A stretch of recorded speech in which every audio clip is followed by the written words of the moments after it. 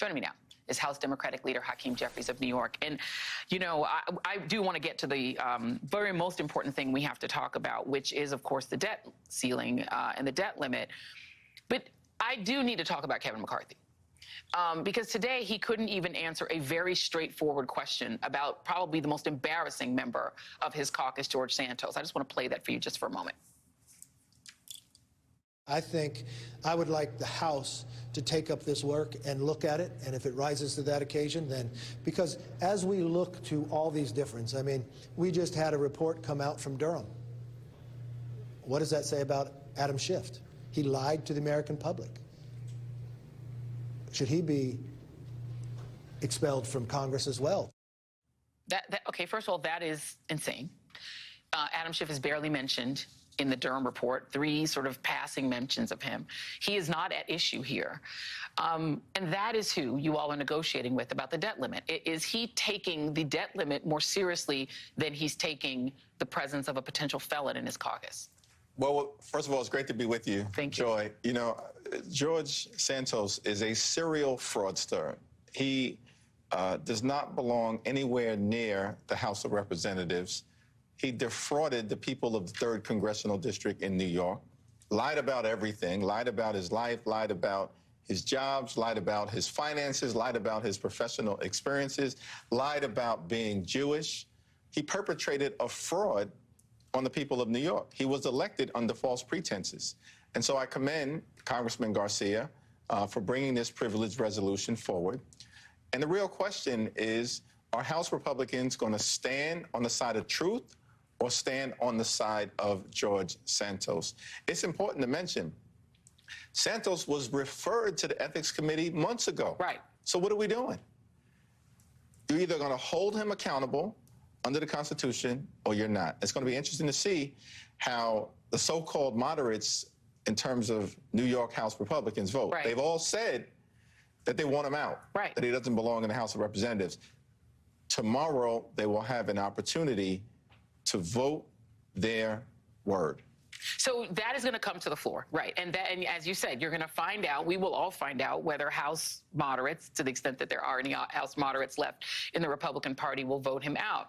But on the debt limit, there is, in theory, a way that you could bring a privileged resolution to see how serious those same House moderates are about averting an economic catastrophe. That's what Janet Yellen, the Treasury Secretary, said. It would be a disaster for every person in this country economically. It would cause a recession, et cetera.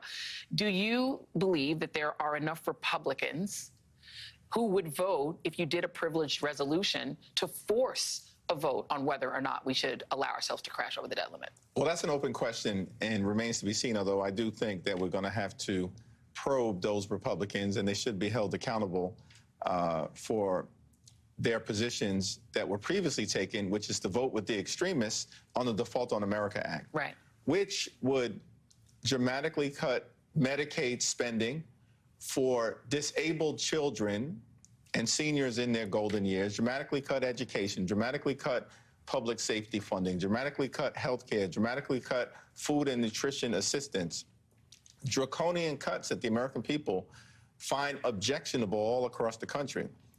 And, you know, we were essentially given a choice by some of the extreme MAGA Republicans: accept the Default on America Act or accept an actual default that would destroy millions of jobs, crash the stock market, hurt retirees, and skyrocket costs. Neither of those 2 choices are acceptable.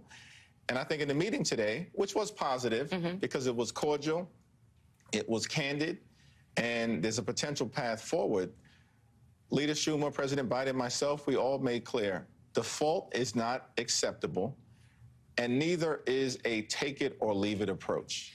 The Washington Post reports that in that meeting that you were all in, the Democratic side, perhaps even yourself, offered up closing tax loopholes. You hear a lot of talk from Republicans about we need to close excessive loopholes. That was rejected summarily. That is what the Washington Post reports. Is that accurate? Well, it is accurate that we had a real conversation about the appropriate way to deal with the deficit. President Biden produced the budget in March. It's a budget that will strengthen and protect Social Security. It's a budget that will build an economy that works for everyday Americans and reduce the deficit by $3 trillion by doing things like closing tax loopholes for big pharma, closing tax loopholes for big oil, and finding other areas where you can eliminate that type of waste or fraud or abuse. And the Republicans indicated they had a different perspective about it. Right. But our view is you can't have a real conversation about deficit reduction if you want to take revenues and closing tax loopholes off the table. Right. And again, we're not interested in a take it or leave it approach. And that was made clear. Is a privilege resolution on the table? Is this something you're seriously considering, meaning going around Kevin McCarthy and simply forcing a vote on the floor about an up or down limit, a debt limit increase? Well, my view is that all options have to be on the table, and we've got to explore every opportunity to avoid a catastrophic and dangerous default. So one of the options that could be available to us is a discharge petition. Right. Now, that doesn't go live until tomorrow, and we'll have to have a conversation about the best way to proceed, but it will require not just the signatures of 213 Democrats, but as you pointed out in your opening question to me, we'd also have to find at least 5 Republicans to do the right thing. And my view is, look, we should just be able to find common ground with the fierce urgency of now, because a dangerous default will be bad for everyone. Right. And this is a reckless thing. We have a constitutional responsibility to protect the full faith and credit of the United States of America. It can't be done in a hostage-taking situation. It seemed to be a better approach taken by my Republican colleagues in the meeting today in understanding the urgency of moving forward. And it was agreement that there is no way out of this manufactured crisis unless we can reach a bipartisan agreement about moving forward. Our view continuing to be that the debt ceiling should be raised in a clean way, consistent with what was done under Democratic presidents and Republican presidents. But of course, we can have a simultaneous conversation about the budget, about appropriations, because we do that every year. Right.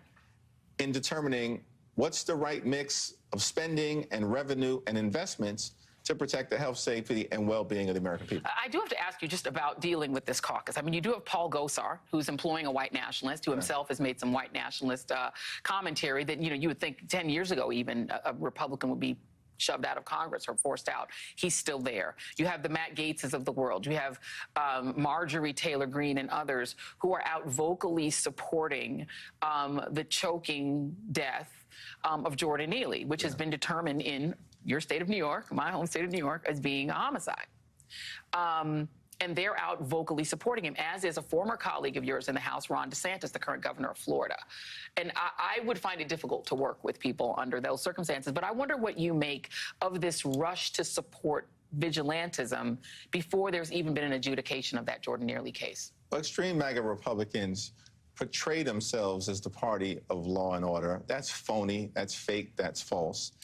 They continue to demonstrate that they are the party of lawlessness and disorder. That's why they're supporting Santos. That's why they appear to be supporting vigilante action. They've done this before. They did it in Wisconsin. This is who they are. They want to defund the FBI. They want to impeach the FBI director, who, by the way, was appointed by Donald Trump. Right. But at the end of the day, they bend the knee to the insurrectionists in chief. They've become, in large measure, the party of Marjorie Taylor Greene, Paul Gosar, George Santos, and, of course, former President Donald Trump. That's who they are. Right. That's the reality. They are extreme. And it's our hope that we can find some reasonable Republicans on the other side of the aisle to help get us out of this default crisis and to figure out the common ground to move forward in a way that respects freedom and liberty and justice for all people, not just the privileged few. I do have to ask about one more New Yorker, Alvin Bragg, who has become a focus for Republicans, and they always throw in George Soros, another New Yorker, who they love to demonize. What do you make of this constant second-guessing of his decisions on who to prosecute and who not to prosecute when it comes to both the man who strangled Jordan Neely or choked Jordan Neely and also, obviously, Donald Trump? Well, the extreme MAGA Republicans have clearly been directed to go after Alvin Bragg because they're just bending the knee to the insurrectionist in chief, who has ordered them, apparently, to try to demonize Alvin Bragg because he doesn't want to face the music. But I think Alvin Bragg is a good and decent man. He's got an extraordinary track record in law enforcement, former federal prosecutor, exemplary record, and I believe he's going to continue to follow the facts, apply the law, be guided by the Constitution, and present the information to the jury, present the information to the American people, and then we can all make our own decisions about the way forward. But no one in America is above the law. That includes the former president. Yeah. Privilege. Can I ask one completely unserious question? Yes. But it's serious to me and Spike Lee. Next year, do the Knicks go further? Absolutely. Listen, it was a great season. It was. I'm so proud of them. It was a joy. New York is on fire when the Knicks are on fire. And I'm looking at, an Eastern Conference championship next year. They have broken my heart my whole life, so I need them to start to, but they did very well this year. That's right. All right, thank you very much. Much appreciated. House Democratic Leader, Congressman Hakeem Jeffries of the great state of New York.